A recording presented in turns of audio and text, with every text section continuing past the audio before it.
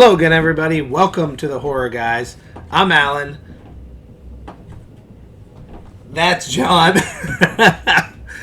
And we're gonna do another Halloween Ends thing because there's a lot that we covered news wise, and there's not a ton of news at the moment, but we haven't really spent time really speculating and picking apart some of the things that we've heard and some of the comments we've heard and what we thought. And while, of course, specifically what we think doesn't really matter in the grand scheme of things, it's kind of fun to kind of pick out a little bit and just kind of speculate on some of the stuff that's out there.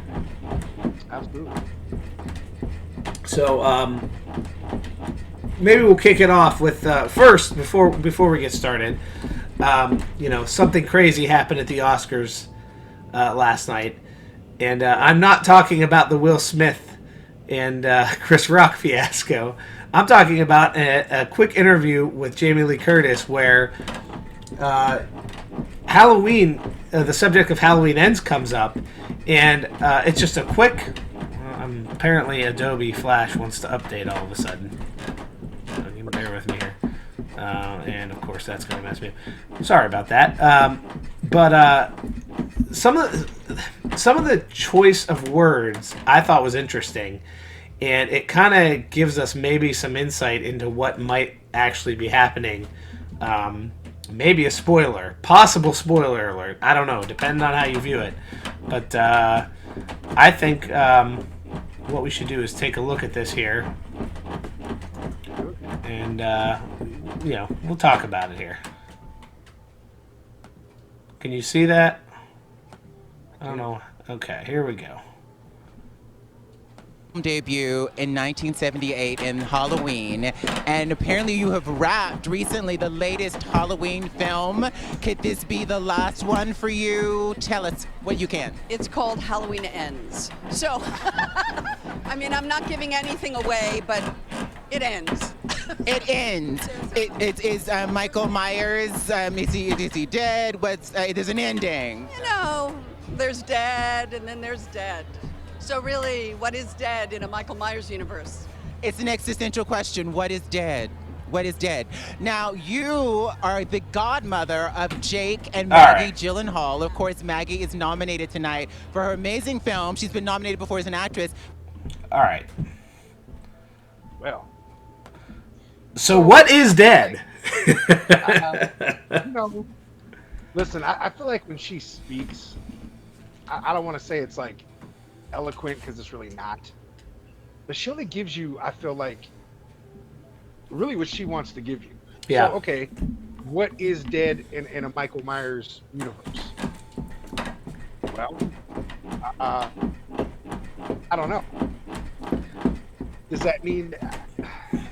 I don't think she gave it away saying that he himself is going to die. Right. I mean, here, again, taking away Rob Zombie's movies, Michael Myers has never been definitively dead. No. Ever. So. We thought in H2O. Right. And then what? 2-3 years later, we got Resurrection. So it was like, wait. I remember watching that in the theater and being sad as fuck to watch him get his head cut off. And I'm like, wait, that's it? Yeah. There's no more Halloween, right? And then you heard Resurrection was coming and you're like, how the hell are they going to pull that off? Right. And then they did. It was like, oh, that was clever. Okay, right. I get it. And then he pulled a Jason in Resurrection and was dead and then came back. Right. So it's like, okay, you're right. He's never been dead per se. All right. So she posed a good question. What is dead in the Michael Myers universe? Okay. Does he die and maybe they don't really leave us? Man, I don't know. I don't even know what to say about that. I really don't. It could just be her saying, listen, this series is going to end, but the franchise is still there, meaning in this universe, Michael might be dead. But what does that actually mean in Halloween Land, where, I mean, it's a movie, So And in some cases, she could also mean she died in Resurrection, but look who came back in these ones. That's a good point too. Yeah. You know, what really is dead in this universe, right? She's been dead 3 times in the series, or twice rather. Nancy Stevens, same way. She died in H2O. Yeah. Came back for Halloween Kills. So, okay, maybe that's what she means too. What really is dead in this franchise, basically. Right. Because it really doesn't matter. It's jumped around so much, you know. Yeah. But it's interesting to me that she kind of tiptoed around it, though. It was kind of like, I'm trying to think of the best way to put this. There's a couple things I've noticed she's been tiptoeing around. Number one, she tiptoed around, and probably to not spoil the ending, because if she were to say no, Michael Myers isn't dead, okay, you just spoiled the ending. If she were to come out and say, oh yeah, he's dead, it's Halloween Ends, of course he's dead, you've spoiled the ending. So it could just be one of those things where she's being purposely elusive. She's not stupid. She's been doing this a long time.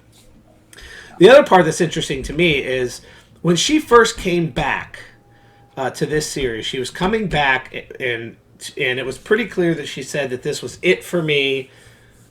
I am not doing any more Halloween movies after this set of movies is done. After we're done with this story, I'm done. It's almost like, I want to say, I'm not coming on here saying, whoa, Jamie Lee Curtis is going to be in more Halloween movies. I'm not saying that. What I'm saying is interesting to me that she's not as firm on that as I thought she would be, as she was at the beginning. I don't know. I think for me, if this is the end of this story, as far as Michael and Laurie, if they do come back and make another movie, by the time they do, Michael's probably going to be 80 years old in real life. Okay? Yeah. So let's be honest, Jamie ain't coming back, bro. Unless she's in the retirement home and he's in there with her. It's not happening. You know what actually crossed? I'll still watch it, but of course. But you know what actually crossed my mind earlier? And this is just me, kind of just my head going off. And this video is for speculation, so I'm going to speculate here. We've talked a lot over the last couple of years, and especially over the last few months since we've started doing the Horror Guys here again, about the potential, and we've heard things about a potential Halloween TV series. It would be interesting if she was brought on to do kind of like an intro every week to a TV series. Again, speculation, but that would similar to like the Freddy's Nightmares, where Freddy was like your story. Okay. Right. And it would, and the reason it would be interesting to me, because that could be a reason why she's not as firm in saying I'm done with this franchise forever. If they're talking to her about, hey, we're thinking of this TV thing, who knows? Again, total speculation. I've got nothing backing that up.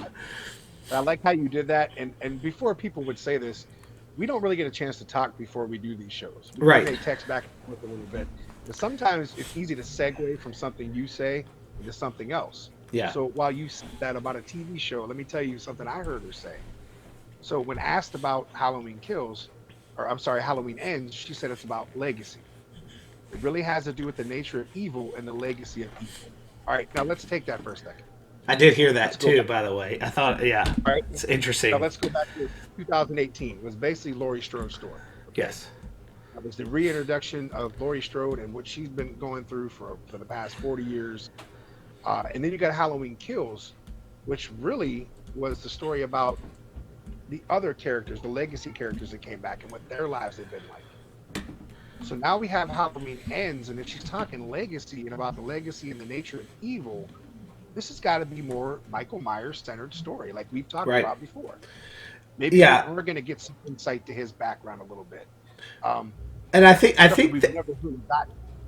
they kind of began to segue into that during Halloween Kills. Yeah. Because, as you said, Halloween 2018 was very much about Laurie kind of coming, everything coming to fruition with her, what she went through, what she's had bottled up.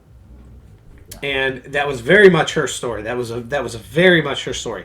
Halloween Kills was very transitional, and I feel like we began to start to question. The characters began to start to question, and the film itself started to question. Okay, what's going on here? What is the deal with Michael Myers? Why? What drives him? What are his motivations? And why is he so strong? And why is he so powerful? Why is he able to take this much punishment and continue going? And I went back today because I knew we were going to do this, and I watched a little bit of that. I watched the flashback scene again because I really felt, and I continue to feel like there are so many clues hidden within that scene, and I'm telling you, man, that radio tower is such a focus. Yeah, they definitely make it a part to show that and talk about it. And I don't know what we've talked about this before. We don't know what big a part it's going to play. But before we get into that, I want to tell you, though, talking about that legacy of evil and stuff like that, it kind of piggybacks off what you said about a TV show. So now we're talking scenarios, right? Right. Sorry, I did go off on a tangent there. No. I'm just saying, when we're talking scenarios, so the scenario that I heard was possibly the evil of Michael Myers will be passed on to someone else, and that can pick up a possible TV show. Okay. Now, this is interesting because there was a casting call for a very angry child. I do remember hearing about that. Some people were talking about, well, maybe this is the kid that somehow either sees Michael kill someone and gets traumatized by this, or likes what he saw, and maybe he becomes evil himself. I don't know if that's true. I don't know anything about it. I'm just saying that could lead into a possible TV series, though. I want to take it. I kind of want to take it a little. I had a thought. I'm trying to think of a way to word this. I want to take it a little further. When you talk about the transcending of evil and, where they're going with this, and this whole thing that Michael Myers is what it seems like they're trying to imply, at least in Halloween Kills, to me, was that the real source of his power is more the idea of him, the boogeyman. Not that he isn't a man, but the thought that he might be more than a man. The thought that the fear and everything just builds. And and that could be that's something, this evil that Dr. Loomis talks about. Pure evil. What is pure evil? What does that mean? Yeah, I think that's a very interesting point. Now, what is Halloween without Michael Myers? Season of the Witch. That's what it is. Season of the Witch. Yeah, and Halloween 3. And again, there's that aspect of it too that I'm not totally willing to slam the door on. Now, we've had a lot of comments from our followers, and a lot of you guys out there have made a lot of great points, and a lot of people say, and a lot of people say who have kind of been around the filming, although everything's so tight-lipped on this recent movie. But it seems like, we're getting a lot of our people saying there will be Halloween 3 references, but it's not what you think it is, or not what's been suggested. And I've said this before, this group of filmmakers did something that the other part of the franchise never did, and that's made Halloween 3 canon. Because it wasn't before. Right. It was always shunned upon as being the one without Michael Myers. Right. So it continued. Obviously, that's why they brought him back in 4 or 5 and so on. So this series, even if it was just showing the mask, even if it was just bumping into trick-or-treaters with the costumes on, they've continued to play Halloween 3 in some aspect in these movies. Mm-hmm. So there's going to be a payoff. Here's what I say about these guys. Where a lot of people have shit on the first movies already, and they're already shitting on Ends before it even comes out. Of course. These guys have placed Easter eggs in these movies to lead us on Okay, so they mentioned the Doctor in Halloween Kills, right? Mm-hmm. He's a character in Halloween Ends. When the car crashed, when the escaped patient crashed the car and Tommy opened the door, you hear the radio station ID and you hear with Willie the Kid. Now he is a character in Halloween Ends. They've given us clues and hints, like you said, in every parts of these movies that lead to something else. Mm-hmm. So they're not just throwing these masks in there for fun. There's some type of payoff coming. I just don't know what the hell it is yet.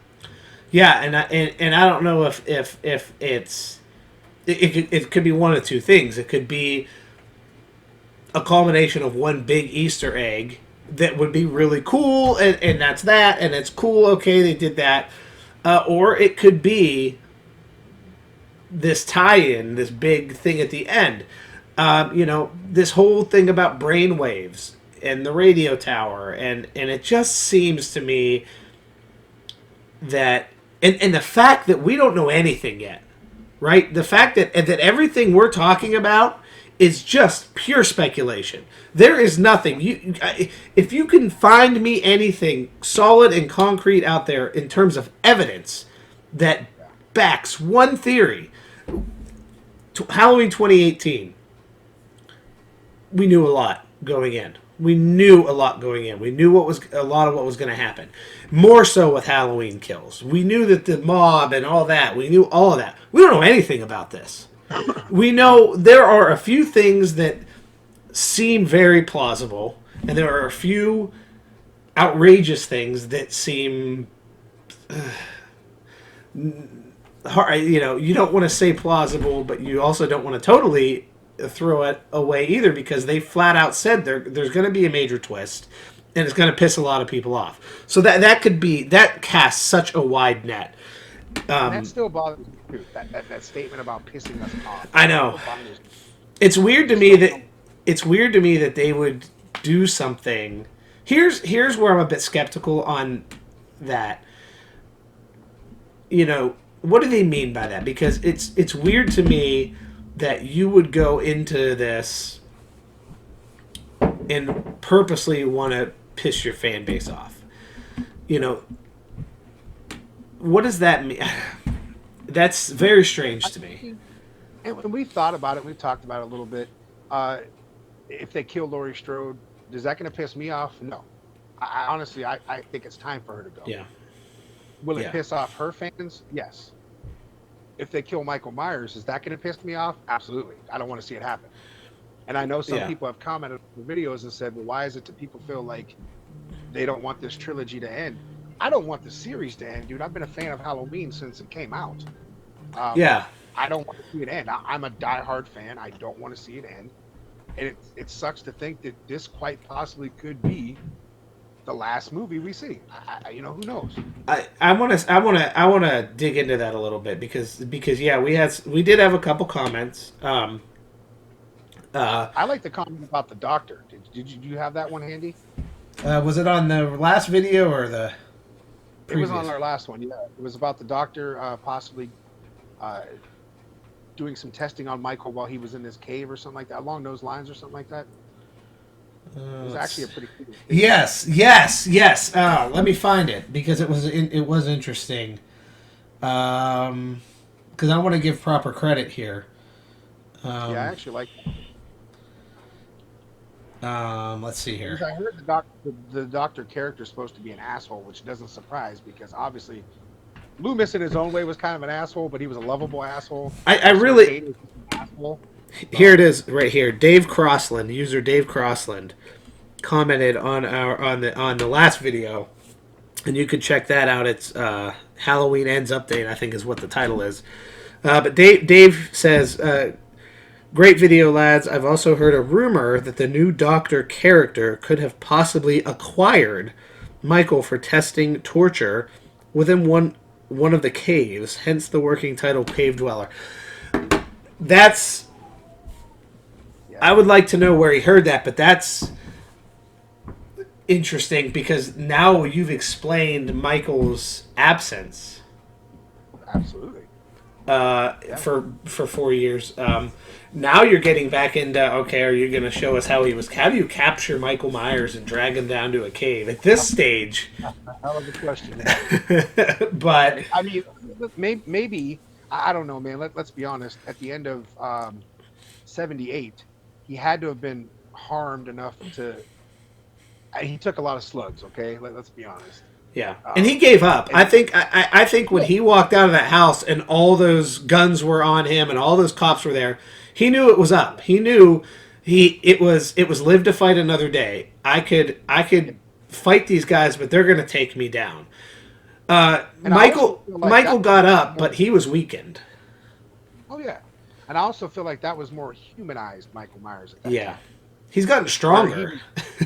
He was just a 21-year-old kid at the time. He was like, all right, look, I'm not going to make it past these guys, so let me just stop right here and call it a day. Like you said, live to fight another day. Now we're talking 40 years later. This dude has grown. Yeah. He's an older man now. He's smarter. Yeah. But he's also transcended into something else. I also think, too, that in 1978, he was surprising himself. I think when he was 6 years old, he killed a sister, he gets locked up. He's locked up for 15 years. We all know it's 15 years. Thank you, Dr. Loomis. We all know it was 15 years.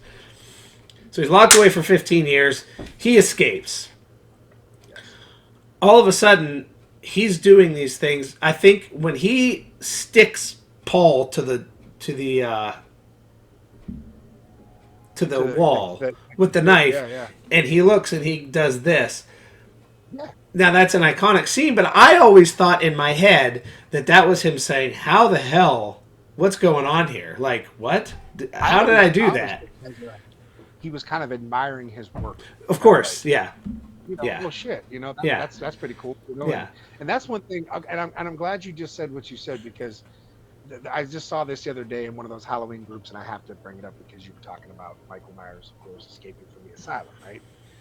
So the question was, somebody just asked this: how in the hell did no one ever wonder why they just let the patients wander around at nighttime like that? Did you not watch the fucking movie?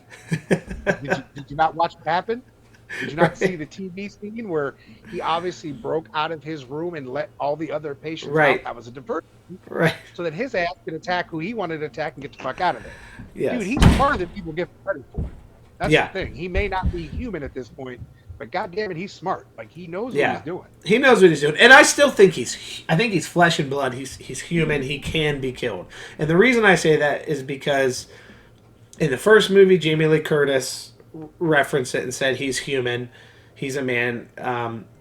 Although Dr. Loomis says this is not a man, right? But David Gordon Green says they still view John Carpenter, or they still view Michael Myers as a human with extraordinary capabilities, something along those lines. John Carpenter says that he is a human with a supernatural edge. He's somewhere in between. I don't think there's a label you can put on it. He's not a monster. I mean, he's a monster in one way for sure, but he's not a. At some point, he had to have been human. He had to be. He's not Jason Voorhees, who's basically the undead in a way. Right. Yeah. He just doesn't eat your brains. The dude's just been killed so many times, and he's falling apart and got worms crawling in and out. No,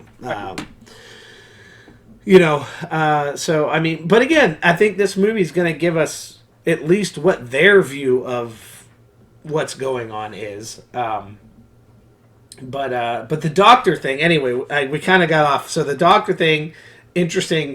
The thought that he has him in a cave, or has him locked up somewhere.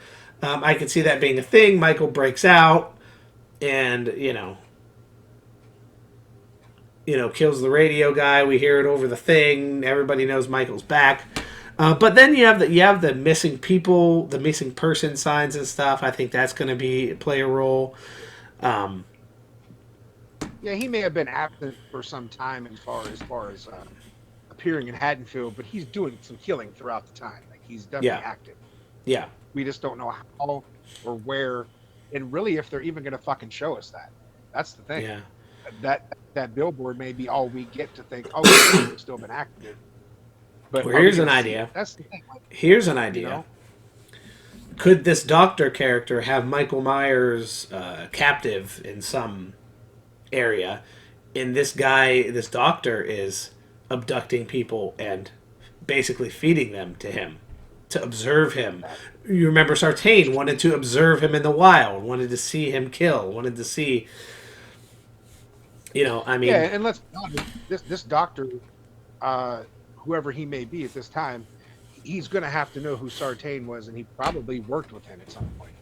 Yeah. And maybe he shares in the views of Sartain. Okay, he wanted to see how Michael Myers was outside of the asylum. Or now he wants to see what Michael Myers is out in the wild, like he wanted to see too. Right. So these doctors are obviously assholes. And right. I'm sure he's going to die a violent death because that's what you get. Yeah. But, Loomis was truly the only doctor that really wanted to help Michael. Yeah, he tried to kill him several times, but he also tried to help. Yeah, well, he said, I spent, the first so many years trying to reach him, and it wasn't until I realized that he was unreachable that I wanted to keep him locked up at that point. Right.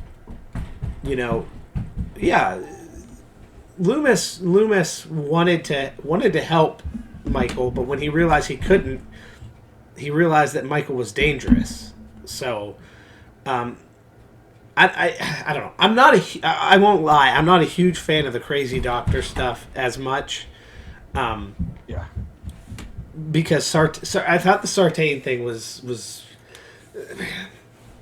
I didn't like that part of the movie. I mean, okay, so it took me a while. I wasn't a fan of his character either, but then after I watched it a few more times, I started to realize that, okay, I see why his character's here. I get it. I understand.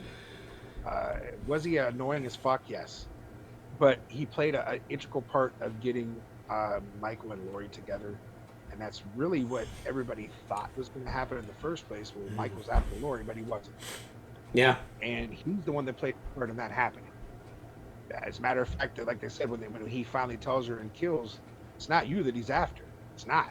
And finally now she gets it, baby. Yeah. And maybe that's why, even though her daughter is now dead, but even though maybe that's why she's able to finally kind of like settle down and have a life in this 4-year time span without Michael being around. Maybe that's why she's finally said, shit, he really isn't after me. I get it now. Right. Try to get some of your life back. Because that in and of itself has to be a total mind fuck, right? Spent all these years obsessive in just Michael Myers ruined your family, threw away your relationship with your daughter, all this stuff, only to find out that he actually doesn't give a shit about you. I mean, that's what that's wild. That's gotta be like, insult to injury right there. That being said, I don't doubt that she hates him any less or wants him dead any less. Now, my question is, though, now with the two endings, okay, so obviously we know that Karen dies. If you don't know that, sorry, I just spoiled it. Mm-hmm. Hopefully you've seen it now. Now, with the alternate ending, we know that Laurie makes a phone call to Karen, and then Michael answers the phone. People are still confused at how the fuck he answered the phone. He's not stupid. Let's just back that up. With the ending we saw, obviously we know that Karen died, that was it. So when does Laurie find that out? My question is, do they tell us that it ends? Do we see a little flashback of her finding out that Karen's dead? Mm-hmm. Is it her granddaughter that tells her? Is it the police that tell her? Who tells her that? We're going to have to get some type of little bit of flashback here and there, because again, it's a 4-year jump in time. So we have to see something, Yeah, I could see them picking up right at the end, kind of right after Karen dies. Them telling Laurie what happened. Maybe open the movie with that flashback, showing Laurie, this is, tell them coming in to tell Laurie what happened, and then you go into your title screen, and then it says, October 30th or October 31st, 2020, whatever, 2022 or whatever. Then you had your time jump at that point. So, you could then maybe open it up at the at the cemetery, and they're putting flowers on Karen's grave, Allison, or something like that. But you're right. I do. Or you mean her dad's grave, mom's grave, husband's grave? She's hitting them all at the same time. You want to talk about trauma? Listen, Laurie went through some shit in '78 and even now, but nothing compared to what Allison has gone through. And that's the thing. They've built her up as the new final girl. Let's be honest. Yeah. She's been groomed for that since 2018. Yeah. And what's funny too? I know it doesn't really make a big deal, but maybe it does. At the end of 2018, we saw Allison hold the knife, right? In the alternate scene of Kills, we saw Laurie walking out of the hospital with that same knife. Mm-hmm. You almost have to wonder: are they teasing that? Are they gonna kill him with that knife? Is that like the sword of like Evil Dead or something? Like they put him in the chest, he's gonna die. There's something about that knife. I feel like there's, and maybe I'm just making this up. I don't know. Yeah. But since they do like to show you little teases like that, there's something about that. They keep showing that. Yeah, I could see a situation where they pull it out on Halloween night. Maybe, the mask too. We've talked about the mask. Somebody had asked in our comments, do we know what the mask looks like? And you sent me a picture of Michael, and this is the first potential picture I've seen of Michael. And it looks like it is a promo picture. Yeah. Or it might be I don't know anything. I just know that that's a supposed first look. But to be honest with you, if that's the case, the mask looks no different than Kills. None. It looks exactly the same. Yeah. Yeah. That's why I don't believe that might be real. I do believe for the people asking about what we think the mask is going to look like, I don't know. My guess is it's going to be some form of the same mask. I don't believe they're going to go with a clean mask. I don't think he's going to go to the hardware store and grab another mask and steal some rope and all that stuff. By the way, I don't know if we touched on this in the flashback scene. If you watch the when Brackett tells Laurie and Annie, they took her some knives, some rope, and then a couple Halloween masks. Yeah.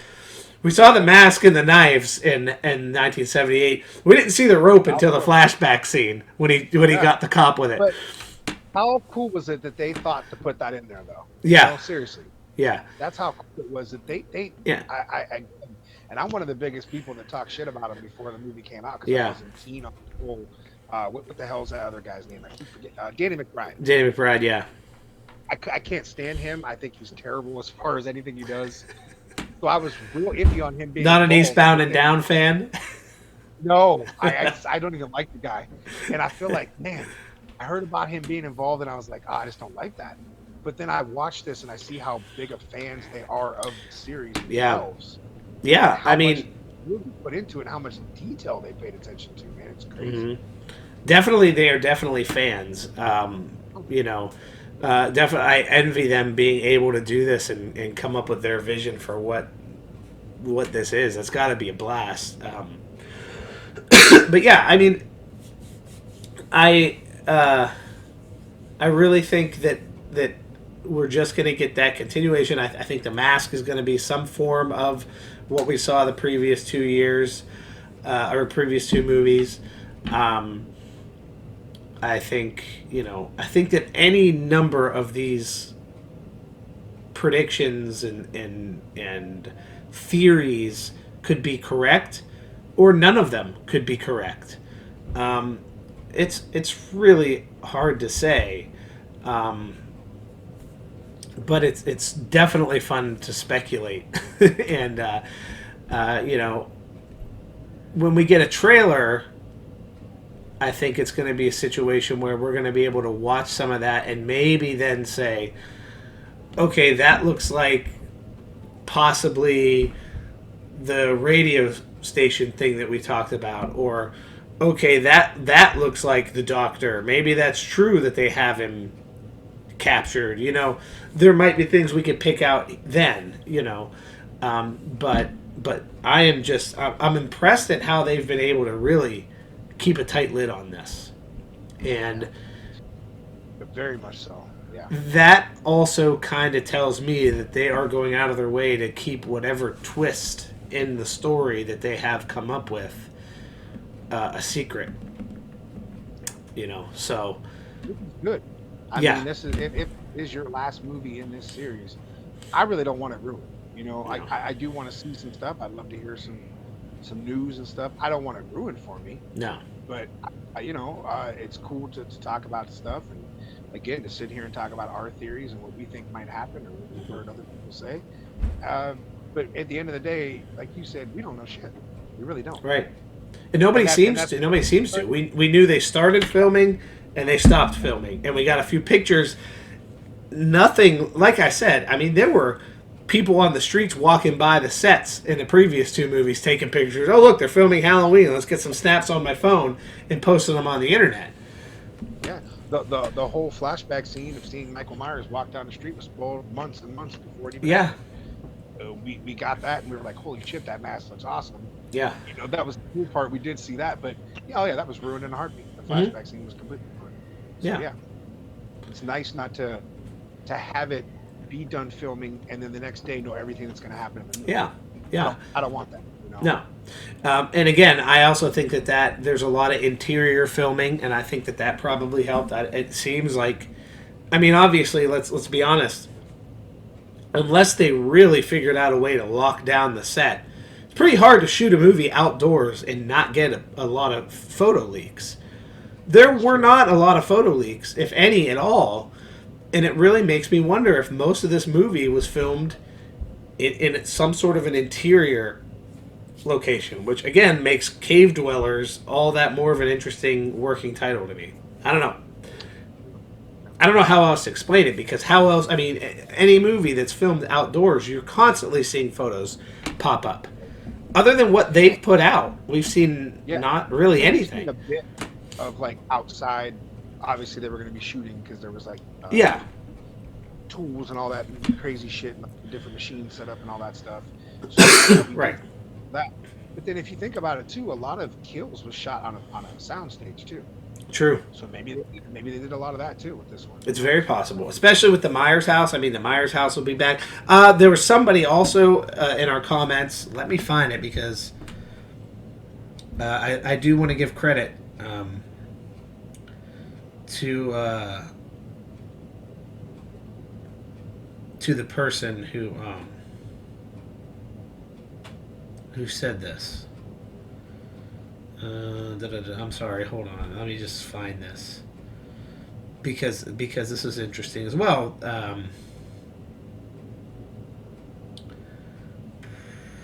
digging in comments, man, it's cool to kind of get other people's takes on stuff. It definitely is. Man, I cannot find it. I want to apologize to whoever said this, and I want to apologize for not giving you proper credit, but somebody said that the Wallace house is coming back in this. Again, I don't know what the sourcing is, but they heard that from somewhere, or they saw something somewhere that we will see the Wallace house again. Also, that would be a soundstage situation, right? And that would be really cool to see. I got to see that house when I went to California and stuff. It looks completely different. Yeah. From like in the movie. As a matter of fact, if I didn't see the Doyle house and know that the Wallace house was right there, you probably wouldn't even have noticed it was the house. Was it big time? Was it the Wallace house or the Doyle house that was in American Horror Story? That was actually shit. It was I think it was the Doyle house. Okay. Because they oh god, it was in and then the or no, it was the Strode house, I think. It was something along those lines. Because there was another Pee-wee's Holiday or something like that. It came out a few years back. Yeah. He's like skiing down the street and you can see the Strode house in the background. It's kind of cool. Like I caught it. I was like, oh, it's a Strode house, Yeah. Like his Pee-wee's house from Big Adventures out there too. It's actually like right not too far from the Strode house actually. Huh.